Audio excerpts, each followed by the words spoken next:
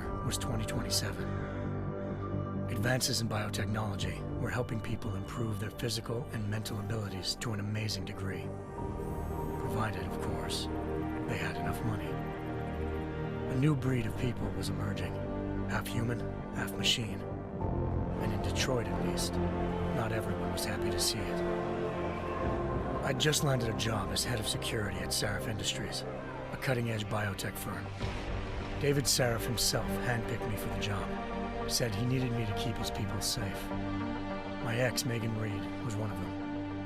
Brilliant neuroscientist, Megan had found a way to make augmentation safe and affordable for everyone. All she had to do was present her research to Congress.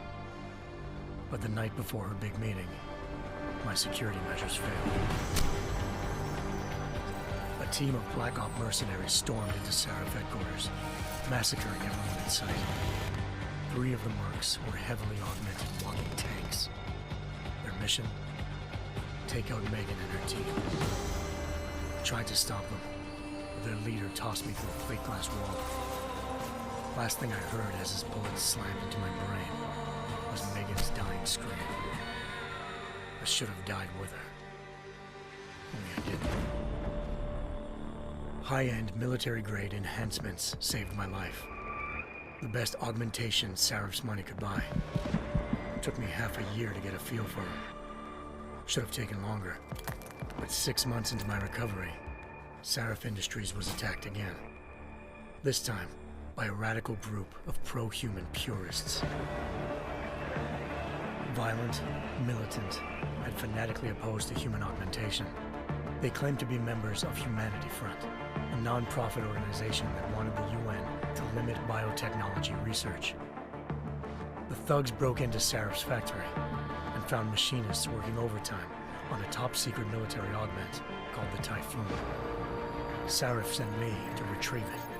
And when I did, I found one of the so-called purists next to it, wired with cerebral implants, trying to download its classified specs. Obviously, something more was going on. The AUG killed himself before I could question him. Sarif ordered me to dig deeper, so with the help of Frank Pritchard, Sarif's head of cybersecurity, I did.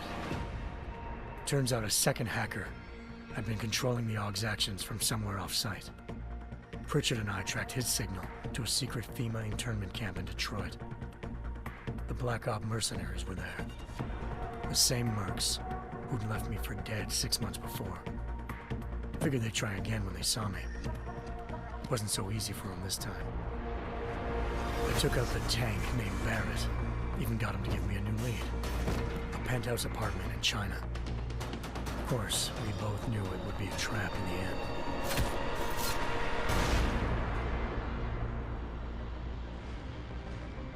Hengsha Island, China. Home to a city so crowded, they had to build a second city on top of it. Trying to find clues in Hengsha wouldn't be easy.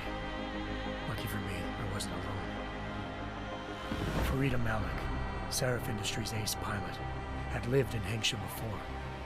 A good person to have on your side. She knew enough about the place to get me around. Malik dropped me in the lower city, close to the penthouse Barrett had told me about.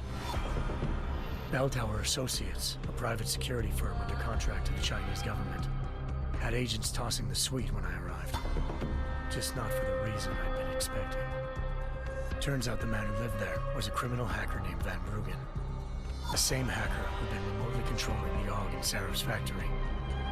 Van Bruggen's panicked decision to force the man to commit suicide had been a mistake. Now his mercenary partners were gunning for him, and I needed to find him before they did. Locating Van Bruggen meant playing nice with the Triads, Hengsha's organized crime lords. They had the hacker holed up inside a low-rent capsule hotel. By the time I found him, Van Bruggen had no qualms giving up the woman who hired him. Zhao Yunru, president of the Taiyang Medical Corporation. According to Van Bruggen, Zhao wanted to monopolize the augmentation industry and had hired Black Op mercenaries to destabilize her competition. Sarif Industries was at the top of her list. To prove this, I needed to get inside TYM and grab a surveillance hologram off a server. I suspected Van Bruggen was hiding something when he told me this, but nothing could have prepared me for what I saw. Megan wasn't dead. She and her 4 best researchers had been kidnapped, spirited away somewhere while their kidnappers made it look like they were dead. Desperate to learn more, I confronted Zhao in her penthouse. She claimed to be a pawn in a bigger plan, and hinted at a group so powerful it controlled global interests at a whim. Then she slipped into a panic room and hit the alarm, forcing me to make a very quick exit. I figured Zhao was lying, but part of her confession made sense. David Sarif had been worried about his people. So worried, he'd required all of them to have subdermal locator devices surgically implanted. The GPLs would have been broadcasting the day of the attack.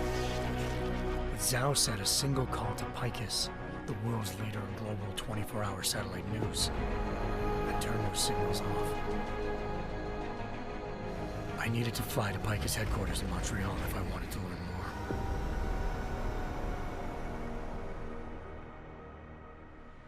Eliza Cassan, Picus Communications' First Lady of News. Malik thought I was reaching when I told her Eliza was involved in this. The world's most famous news anchor, working with a mercenary hit squad. But when I confronted Cassan in her office, she freely admitted to jamming Detroit's satellites the night Megan's team had been taken. Said she's just been following her commands. I suspected she wanted to say more. But Black Op mercenaries showed up looking to shut us both down. And just like that, the Eliza I'd been talking to disappeared. The Mercs were led by an augmented killer I'd crossed paths with twice before, Fedorova, a woman who'd made silence her best friend. She waited for me to track Eliza's transmission to a secret server room underneath the Picus complex, then jumped me from behind. A deadly fight ensued. I made sure she never moved silently again. With Fedorova down, and no one left to keep Eliza quiet, she reappeared. Turns out Picus's First Lady of News wasn't a lady at all. She was a sophisticated AI program, engineered to monitor data streams and control what people believed. Eliza told me the Mercs had brought in a Humanity Front doctor named Isaiah Sandoval to remove the scientist's implanted tracking devices while Detroit's satellites were down. She also told me to speak to David Sarif if I wanted to learn more.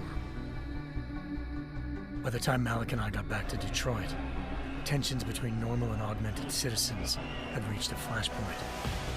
Riots were breaking out in several cities, and the UN was being urged to intervene. Sarif was trying hard to convince Hugh Darrow, the inventor-turned-philanthropist who'd once been a leading proponent of enhancement technologies, to help stop a possible regulatory vote. Sarif had a lot riding on Darrow.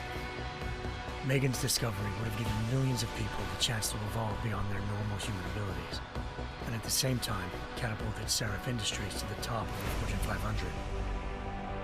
According to Sarif, Megan's kidnappers knew this, and didn't want people evolving unless they controlled how it was done. He called his enemies Illuminati, and urged me to keep searching. Determined to do so, I tracked down Sandoval via America's most outspoken augmentation opponent, Bill Taggart, Sandoval's boss and founder of Humanity Front. Sandoval admitted to operating on Megan's team when I confronted him, but said he hadn't removed their GPLs. He'd merely switched them to a different frequency. Pritchard was able to trace one of the signals to China. Malik and I immediately took off in pursuit. Unfortunately, the Illuminati were one step ahead.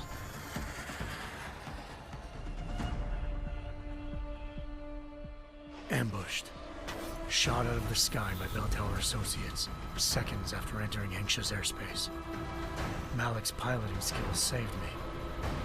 After a tense and bitter struggle, I escaped into Lower Hengsha.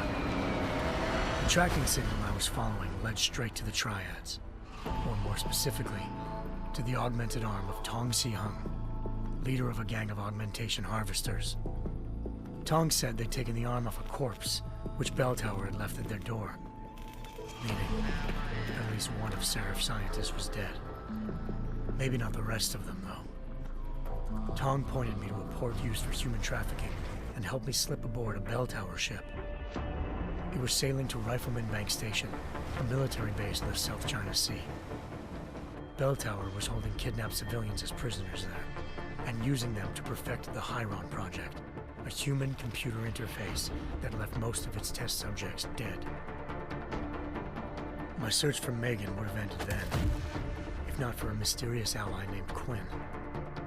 In exchange for my help exposing Bell Tower, he slipped me aboard a second ship headed to Singapore and an Illuminati-run biotech facility called Omega Ranch. 3 of Serif's scientists were there, forced by their captors to create a technology capable of remotely shutting down augmented abilities. Thanks to an emergency recall notice issued by the World Health Organization, millions of people all over the world already had the biochip installed. With the help of the scientists, I tracked Megan to a private section of the ranch. There, I ran into Yaron Namir, the walking tank who'd put a bullet in my brain the first time we met. He'd teamed up with Zhao and was hoping to catch me off guard. But their little ambush didn't work. I found Megan in a suite belonging to Hugh Darrow, the billionaire philanthropist who'd Serif had called on for help. Darrow had convinced her to go along with the biochip plan by promising to sabotage the tech. As she was explaining this, Darrow appeared in a global broadcast, telling the world that augmentations would be the death of mankind. Then he activated the biochips to prove his point.